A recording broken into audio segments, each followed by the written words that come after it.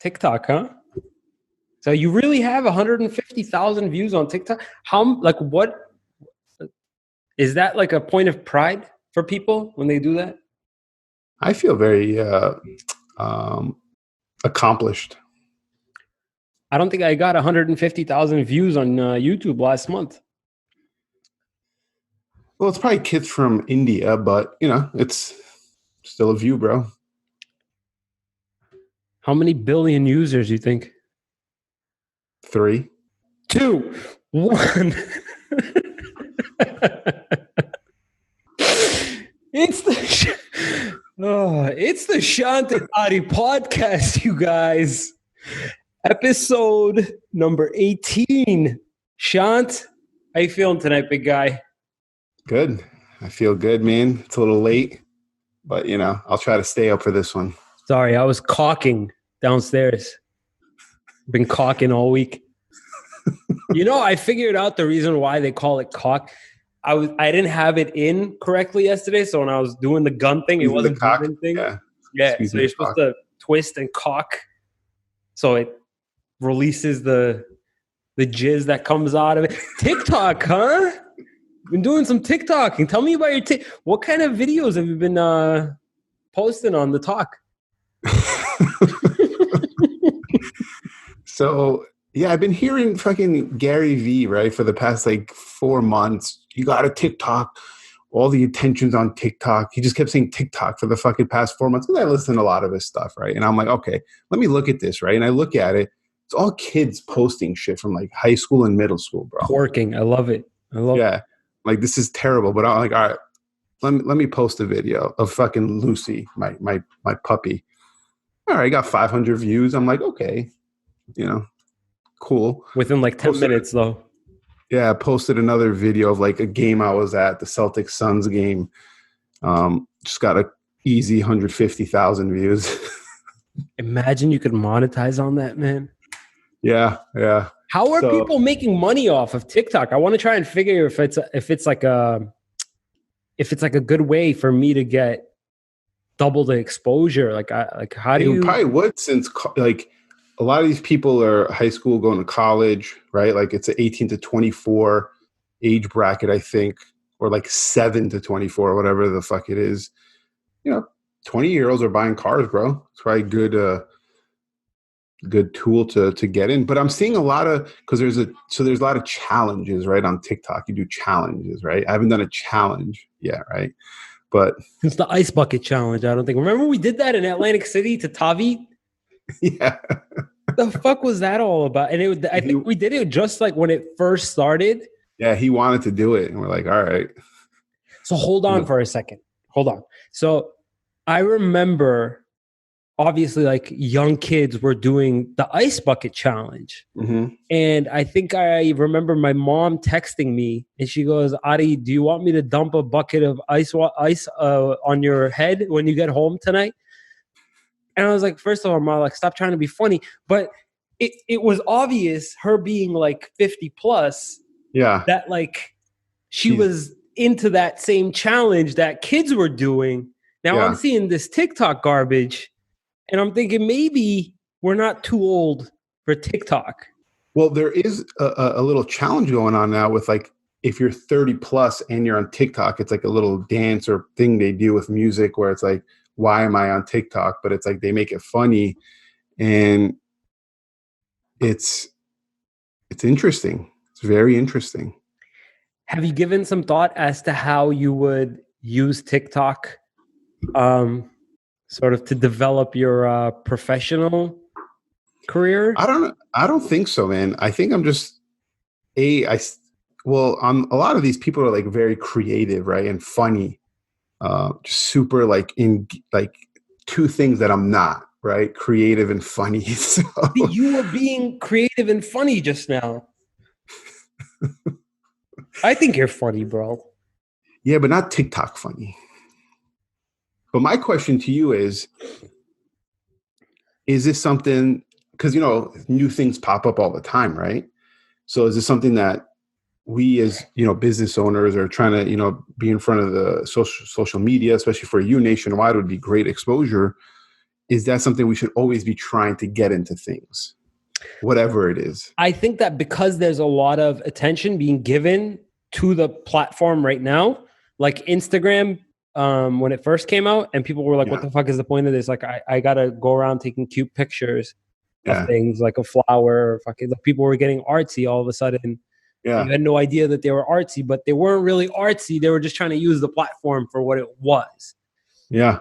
TikTok, I think, is in that developmental stage where, like, okay, like, well, I got to be funny. I got to make a video. I got to right. Like that friend you might have had back in the day that's like, I'm not on Instagram. Like, a Facebook is enough for me. But then, like, all of a sudden, they're fucking juicing Instagram for everything it's worth, right? So I think TikTok is that right now, and we haven't actually figured it out as to how we're going to use it. So, or is it like a Snapchat? And Snapchat is kind of dead now, I think. No, I mean, I don't know. I don't use it. See, if you were in that bracket of people that used Snapchat the way that they use TikTok, like, we know what the fuck we're doing. I think that Snapchat would still serve a purpose to you. So my thing is right now is that Snapchat never served a purpose for me because there was no discoverability from the outside besides the people that want to friend you. Exactly. Yeah. With TikTok, it's just anybody. Exactly. There's more discoverability because people you don't even know are just thumbing, right? Like you're scrolling. Yeah, just fucking scrolling, bro. Right. And I think that TikTok's algorithm tries to like figure out exactly after like however many days that you're using it, is trying to figure out what you're into, what kind of like shit, like based off of your likes, what kind of shit you're into. So I think that if you're somebody that I guess that likes car videos, like people have been posting up like a TikTok video of like somebody doing a burnout. Yeah. You know what I mean? Like that kind of thing. You might pop up. Yeah, you're going to pop up. Exactly. So I think that there's a component that people are overlooking right now.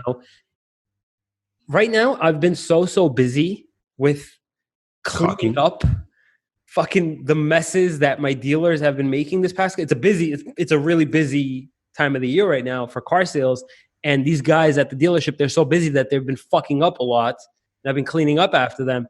As soon as it passes and we get back into the winter mode of like we need to entertain ourselves, I'm going to crack this TikTok stuff. But so do you want to hear? Actually, you were telling me something interesting. What was it about somebody designing their freaking house and them getting the color of the wood wrong? Tell me about that first. Well, I hope she's not listening, but well, if she is, then maybe. Well, I hope she is listening because, she's a good client, good friend, good friend of mine, good client. And so in April, we are right now, December? We are in December. In April, we went to a new build community, right? They're building this new community. House is not even built yet. There's nothing. There's fucking dirt, right? We go to the models. We like the model. She picks out her stuff. I want this. I want that. I want my house to look like this. It's a very exciting time, when you're going to pick out your house, right? Like that's sick. It's like going to a car dealership and you're like, I want this color. I want this, it's sick. We go there. We fill out a contract, okay? 57-page contract, okay? With all the options and everything, right? And what happens, she originally wanted white kitchen cabinets, okay? It is December. So last week, we did an inspection, kind of a walkthrough of the property. I don't remember this in April. I don't remember what I did fucking yesterday, bro. Okay. April. 10 years ago. Yeah. We walk in. Oh, the house is nice. Very nice. Fucking everything looks good. Right? Like, she's like, wait, I thought we wanted white cabinets and the cabinets were brown. Like brown. Okay. Brown. Like fucking. And I'm like, really? Yeah. So I look up the contract, go through it. I can't tell. It doesn't say. in the contract. Okay. Call the agent for the builder. Hey, blah, blah, blah. This is this. He's like, well, and she had a text message she sent me where she texted one of the agents, said, hey, I want white cabinets. And the agent said, okay, I'll let the agent who's writing up your contract know. Key number one. We look at the contract. He says, yep, it's brown cabinets. He sends it to me. It doesn't say kitchen cabinets brown. It just says maple brown. Like not kitchen related. It just says maple brown. It says the roof. It says roof color gray. Outside gray. You know, like everything is labeled. But this doesn't say kitchen maple brown. This just says maple brown. And I'm like, yeah, but she wanted white. And I don't know if she wants white now. I don't remember what our conversation was, but I'm going to go with her, right? I'm going to trust her a little bit right now. And I'm like, yeah, we wanted white. And he's like, well, no, I remember we talked about it. And I think I mentioned to you guys that, you know, the brown would look better with the tile that she ended up choosing. So we went with the brown. He's like, I remember that. I'm like, well, you don't remember shit right now, right? No, but I don't. She does. She says she remembers saying white. Okay, so you're saying that you're on her team? I mean, even if I think she's wrong, I'm going to be on her team a little bit in the beginning to try to get what she wants. Yes. Why? Because she's my client. But I mean, I spoke to him actually like an hour ago, and he's like, look, dude, I don't think there's anything we could do. The contract says brown, and she signed it. She accepted brown. So I have no rebuttal to that. Except for the fact that the contract doesn't clearly, explicitly state brown cabinets. But to them, that's standard on all their contract, and it says maple brown. Fuck, man. So here is the thing, Sean. Ultimately, I think, you know how I think this is going to end? It's going to end with a pissed off customer having to accept brown cabinets. Yeah. However, it could have ended in a different way. It could have ended with a pissed off customer accepting brown cabinets and never using you as a realtor again because you didn't fight or show any sort of commitment to at least trying to correct the mistake, right? Because right now you have an ethical component to your work that you got to, at the very minimum, put in an effort to correct the mistake. Even if there's a legal component that states your client signed off on a build that says brown. So you have an ethical responsibility to still disregard anything that these people are telling you and still go after it. Same thing with me.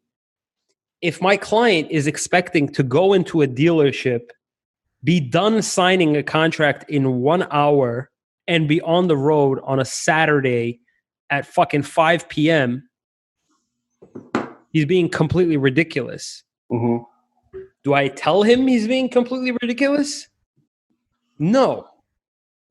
I ask the dealership to hurry the fuck up, knowing in the back of their mind they're going to take exactly however long they're going to fucking take. But I'm not the douchebag that sat down and said nothing.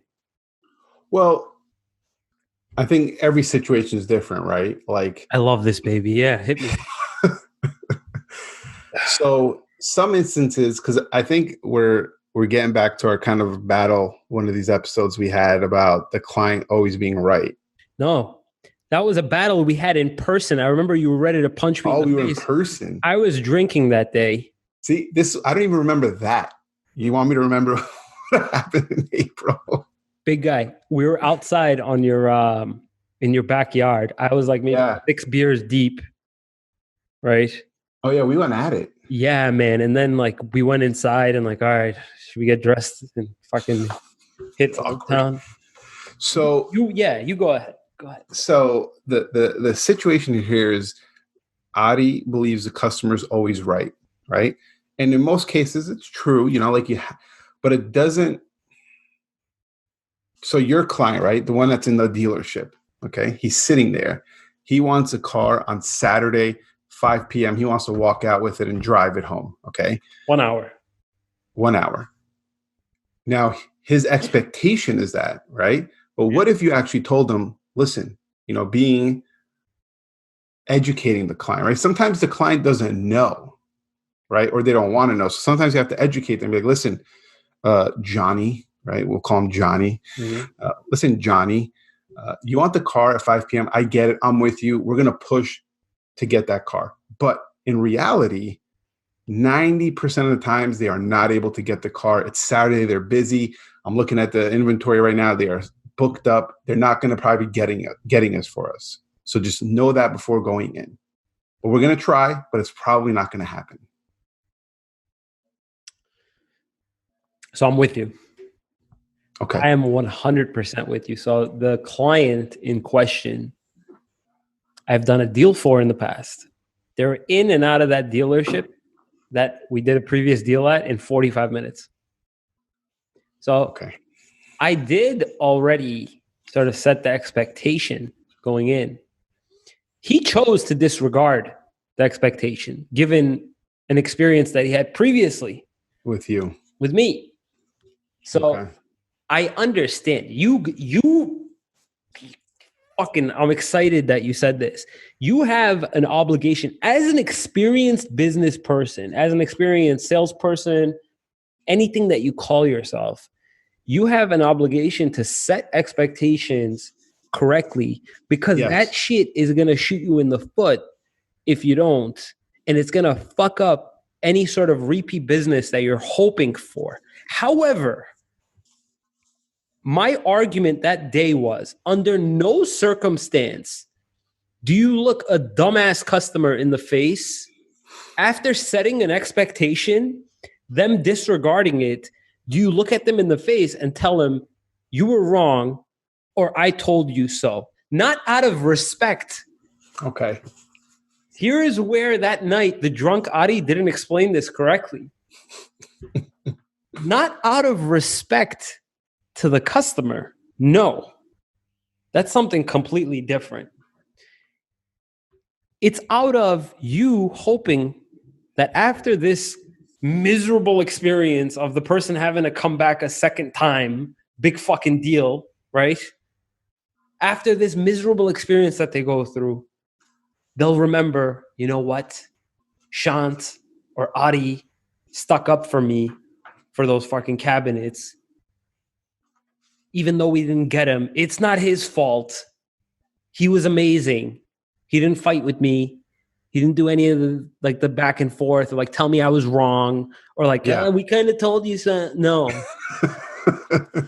So you're right. You're right. But it's like in this case, right? I have to let my client know, like, listen, because I haven't actually spoken to her since I got off the phone with the new agent. That when he showed me the fucking contract, flashing it in your face, she signed. Yeah. She's pissed though. I could tell she's pissed because she's ignored my call. She's not pissed at me. She's pissed at the situation.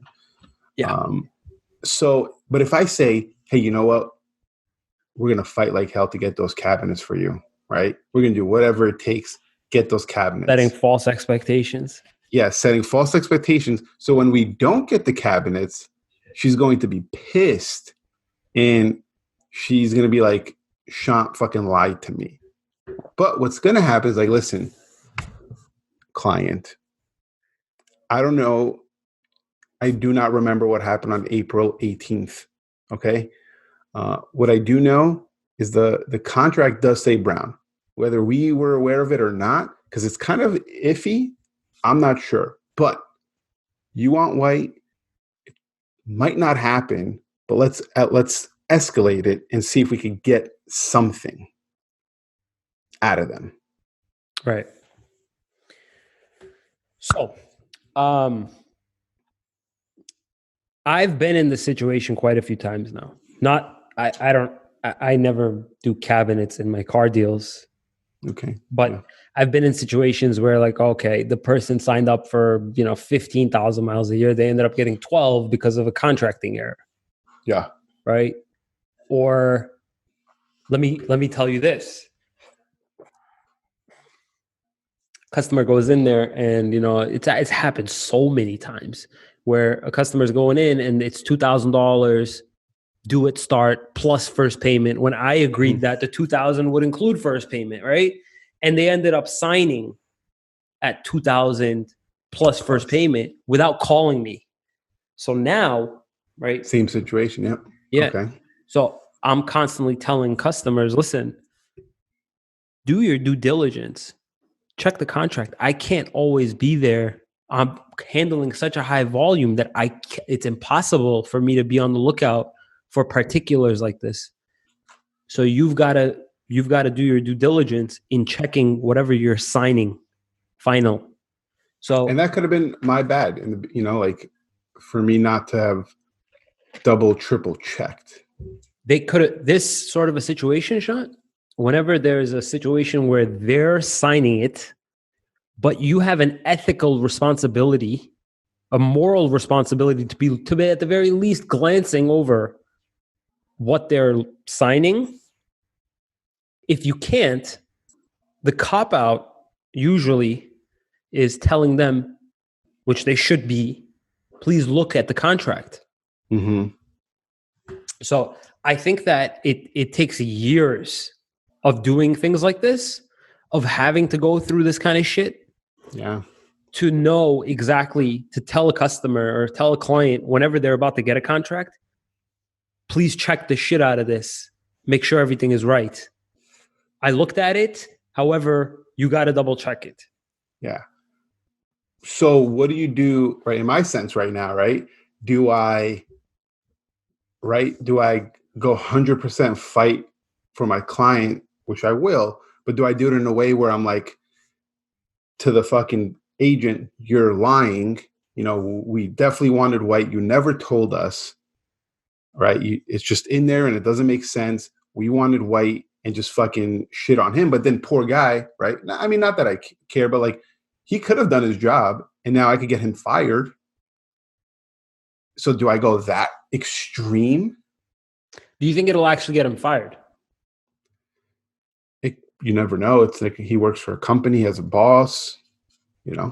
I could I would take it up with him first. I wouldn't go to their boss. But yeah, but his thing is like, the contract says this. I'm talking to the boss, the manager, and the manager says, yeah, it's in the contract as brown. So I don't have much to fight on, right? Besides, you never explained it to us. You lied, which I don't know if he did or didn't. So I usually have a thought process involved when it comes down to shit like this. So it's not that you made the mistake, but you're in the shit already. Yeah, right? We're in it. So you have a choice. You could take the easy way out, right? And just say, you guys are on your own. Sorry. And you're out. Yeah. But see you later on that customer, and see you later on any referrals from that customer, and possibly a bad review. Yeah. Well, I would never do that. I like all my customers. I actually end up liking them. If I didn't, I would. But yeah, I like her too much to do that as a person. So my recommendation is to anybody that has this choice in front of them is to correct the error, to fight like hell. Not because you give such a strong shit about your client, but to protect your own reputation going forward. Number one. Number two, it lodges such a deep memory of a fuck up in your head that now when you're doing work, right? It's like a palpable reminder to yourself, I'm never going through this shit again.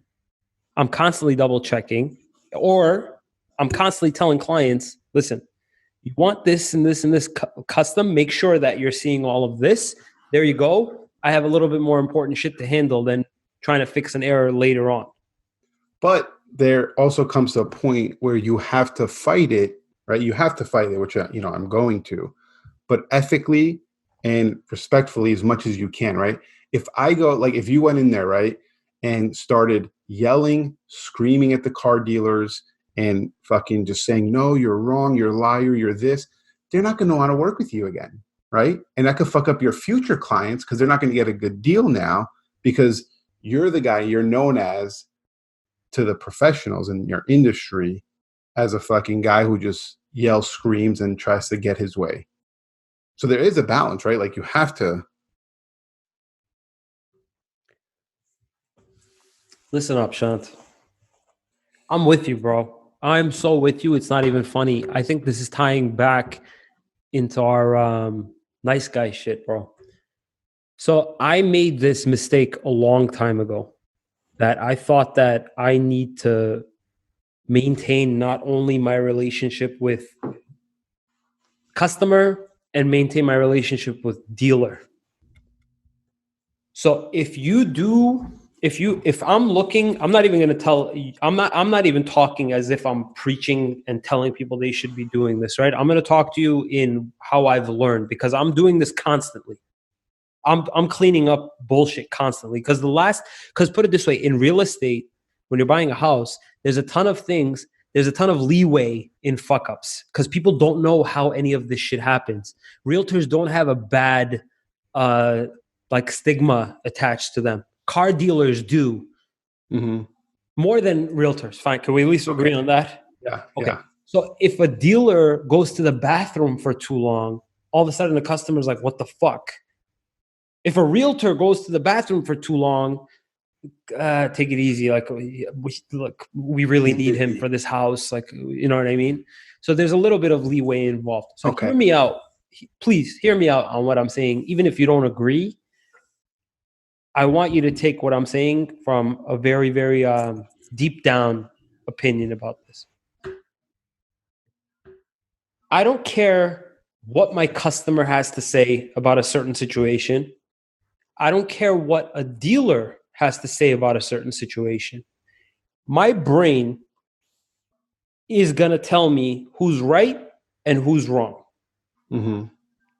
After I've made the decision about who's right and who's wrong, I've got two other decisions to make. If I tell a customer he or she is wrong, I will never see that person again. The second question is, do I care? Did that person ever make you feel like you never want to work with them again? So I take that as the question in mind. Do I care or do I not care about fixing their fuck up? Mm-hmm. Now, if it is the dealer, in fact, that made the fuck up, Shant, there is nothing wrong with losing a business contact over their own mistake. They'll even respect you more for protecting your customer's right to fixing that mistake. Like, for instance, remember I told you about that guy's car that got damaged? He wanted to just cancel the contract. The dealer's like, no, like, we'll fix it. And he goes, no, just get me a brand new car. Mm-hmm. And we got him a brand new car. After that, yes, the dealer was pissed. We still do deals till today. And guess what? Guess what happened? There's been no fuck up since then. So, but yeah, now you're getting very complex, which is because this is a complex situation. It's not just like a or B, right? There's levels to this shit. And so my thing is, you're 100% right. I agree with you. If you're like, hey, the dealer fucked up, okay, and I respect my client. I want my client. I'm going to work with them again. I'm going to go all out, right? But if you're not sure if the dealer fucked up or if your client fucked up, you're not going to go start making accusations just for your lie. Like, yeah, that's what I'm talking about. Like, you can't be the guy who just starts saying shit, lying, because you don't know. If you don't know it, it's lying, right? And just making stuff up. Now that messes up your business relationship as far as like, this guy is a fucking joke, right? Now, if I knew 120% sure, if I was 99.9% sure we signed for white that day, I'm probably ripping out the cabinets, right? Like I'm going there and ripping them out. Okay. But the fact that I'm not sure, I'm going to fight for her, but I can't go beyond like a disrespectful level because I just don't know. So I think ultimately it's gonna come off in your tone of voice, whether or not you believe that you've got to fight for it or not. Yeah, I'm gonna fight for it, and my thing is I'm gonna fight to get just some money out of them. To be honest with you, because they're not going to change the cabinets. Yeah, no, but at the very minimum, you're doing something. Now, yeah. I'm sort of on the fence about this whole customer is always right. For me, not everybody is a customer. Just because I've got a potential customer or client in front of me doesn't mean that they're an actual client or customer, right? Okay. I've yet to make the decision of wanting to work with them, right? Yeah. So I'm running into this situation constantly where I'll get approached. Hey, Adi, can you do this and this type of a deal for me? And I'm just like quickly like, no, all set. Or no, like you're being ridiculous, right? But to your argument, the customer is not always right. If a customer is coming to me with some bullshit, that's not a customer that I want. Okay. What are your thoughts on that, Shant? What do you think about what I'm telling you right now? So what about when they walk into the restaurant? You haven't decided if you want them to be a customer yet, but they walk in and they're like, want a fucking cheeseburger. And you're like, lady, we don't fucking sell cheeseburgers. This is a fucking I don't know if you even do cheeseburgers. No, please, just go with it. Because I have an answer. I have a fucking answer. And they could easily go home and write the fucking guy with the beard at fucking Ani Takeout was rude, even though you were right. What is? All right, big guy, get ready. So, we get a lot of, God bless them too, Mexican landscapers. They don't really speak much English. Okay. But they know steak and cheese. They've learned steak and cheese for a long time now. They know that if they walk into a place and just say steak and cheese, they're bound to get something. Mm-hmm. Right. So I remember my dad got like so annoyed like the first like few months of business because like brand new place, tons of work happening around, and like we were getting a flux of non-English speaking landscapers that would come in saying steak and cheese. You'd get flustered. And I'm just like, Bob, we got steak tips. Just, I'll shred it up. Just ring it up on the fucking cash register, man. Don't worry about it. Just do it. Don't fight with them. And ever since then, right, my dad would ring up beef kebab as steak and cheese and just put feta on it. The guys would eat it and then they'd come back. So I guess the point of what I'm trying to tell you is listen, the restaurant thing is a little bit different, right? Yeah. You want to accommodate. Somebody has money. They want to buy a product. They're willing to pay for the product. They just don't know what the fuck they're saying. So instead of fighting with them, yeah, right? If you're being ignorant and not reading the fucking menu, then I'm going to be ignorant. And I'm just going to give you the closest possible thing that I offer. And that's that. For instance, some guy walks in and he wants a chicken salad sandwich. Or sorry, a Greek salad wrap. Greek salad sandwich. Greek salad wrap, whatever. Mm-hmm. And the employee at the front was like, no, sir, we have a Greek salad, but we don't have it as a wrap. And I'm like, shut the fuck up. Like, I'm like this. I'm like, ring up a Greek salad, ring up a pita bread. Stop being a fucking doofus. Yeah. We'll get this shit going, okay? Yeah. So the restaurant, like you could get creative, right? Like, okay, they want this. You don't have it, but you have some of that, and some of that. Let's put that together and get them the closest thing possible. Do not fight with them. They're giving you money. But if they're being stupid, not ignorant, I'm not taught, because ignorance is a lot different than stupidity. The smartest person in the world can be ignorant because of just a lack of care of what he's actually doing, right? Yeah. He could have just been coming back from the hospital after fucking cancer treatment, saw a place to eat, let me walk in. He's not reading a menu. He just give me whatever, steak and cheese. Yeah. Right? He's not stupid. He was just ignorant at that moment.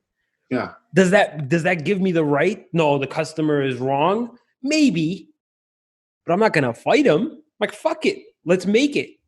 Get me some feta cheese. We're gonna fucking put a little foil over this, melt it down, and make this guy happy. Yeah. Because it's not worth your time to fucking fight with this guy. Yeah. However, if I do get an Armenian, right, asking for catering for 200 people, has like $1,000 budget, I'm gonna be like, Nair, Tanamadar, Vorot Khote, Siktir Hajis Hostaren. Please. Because now you're being fucking stupid, right? Yeah.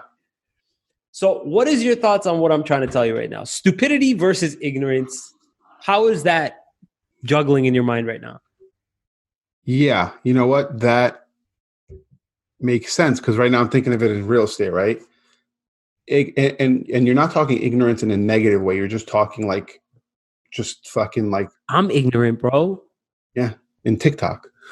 So like, I'll get a first-time home buyer, right? And they could be ignorant to the fact where they're like, oh my God, I have to put 20% down, but I don't have 20%. You know, it's like, no, it's okay. 3.5.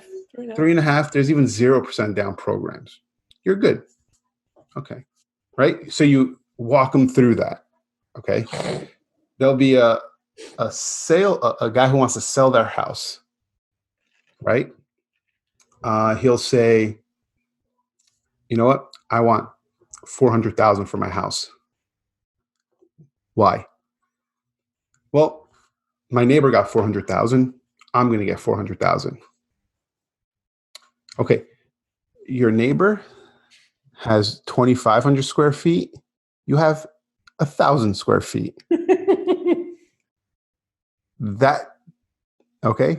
And then they're like, well, you know, my house is upgraded though. Now you're being stupid. Oh yeah. So I got you. So. And that's the person I will tell, sir, because usually the man who wants the crazy number, it's like, we can't sell it for that. And they're like, well, that's what I want. How about we do it for $1 million? Let's try $1 million, because they're both not going to happen. Let's at least try $1 million. Okay. So, you know how I deal with this? Yeah. How? So, Shanto, I get this a lot, man. I'll get guys that could that, like, let's talk in hypothetically, I guess. Could that house sell for 350? You know what I mean? Are we talking about a guy that's like really far off? Or are we talking about a guy that's like 325? 325. That's 75,000. It's a lot of money. Okay. Tom, here's the deal. Yeah. I'm with you, man. I want to get you 400,000. In the back of your mind, you're like, I want to, because that's going to make you happy, but it ain't going to fucking happen. Yeah. Listen, buddy, I want to get you 400,000. How about this? Let's list it at 400,000. I got to be completely upfront with you. I don't know if this house is going to fetch anything above 350. I've got a gut feeling. right? And if they react with stupidity, it ain't worth it. It ain't worth your time. Yeah. You decide based off of your neutrality at that moment That you don't want them as a customer. that you don't want that fucking idiot as a customer because they're not being ignorant. They're just being downright stupid. Fuck you, Tom. Yeah, fucking idiot. 400,000. Get the fuck out of here, man. Yeah, so I'm making that decision all the time, bro. You're talking to somebody that's like the king of hearing something ridiculous and having to deal with it. But you got to realize, dude, the customer is not always a customer. So you're free to do whatever the fuck you want until they're in it. And then at that point, they're your wife and your husband. Yeah, you got to treat them like they're right, but educating them beforehand to let them know what to expect, but you still back them up. I think that's what we've agreed on. Right. Can we agree that the moment that you take a customer or a client as yours, that you've got their back no matter how ridiculous they're being? Or we can't? If you tell me we can't, we can't. That's fine. It's just two different train of thought. You make the decision. I'm waiting. I still think even if you do decide they're your 100% customer, if they're wrong, you gotta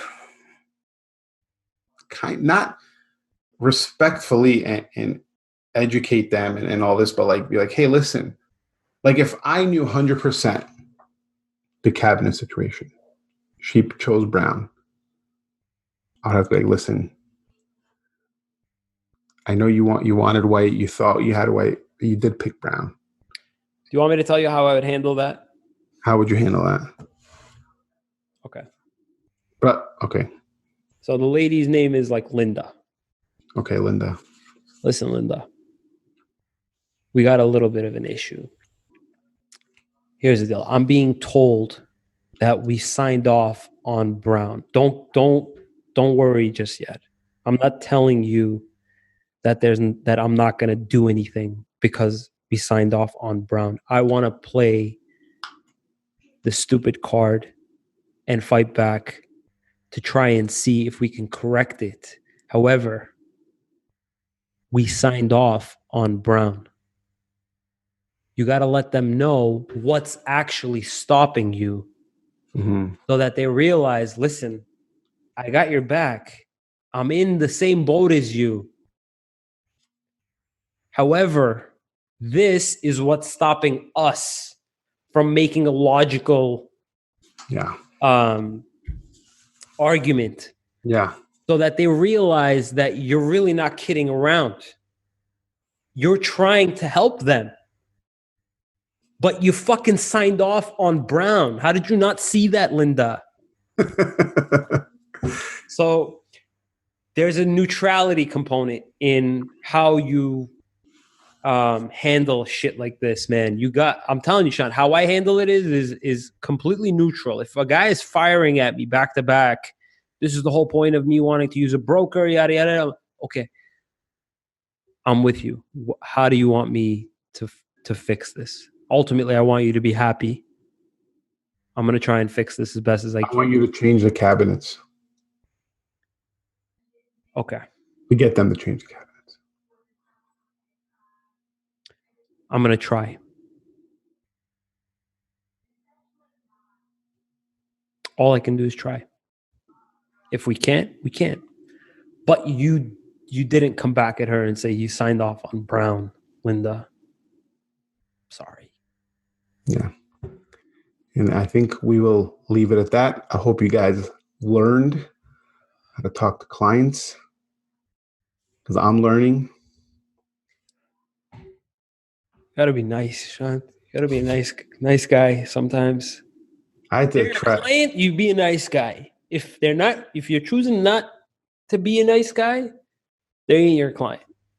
So you make that decision at the point of intake. So TikTok. before we sign off, for anybody, okay, going through an issue because you brought up being a nice guy, and I had to hit you up this week because I had an issue with being a nice guy to somebody. I didn't want to do something, and I hit you up. I'm like, bro, I don't want to. I feel bad saying no. What do I do? So if anyone listening, if you're having a dilemma about being a nice guy in a situation, not the client, we're talking to like friends, family, hit up Adi or myself. We're going to talk you through it. Yeah, man. I hope you responded back to that person saying, no, I'm doing a charity event this month for my local church for kids in need in Syria. I can't help you out. And I said, nah, can't do it this year. Can't That's what do I it said. this decade. Sorry about that. Busy doing podcasts and TikToking. All right, Talkster.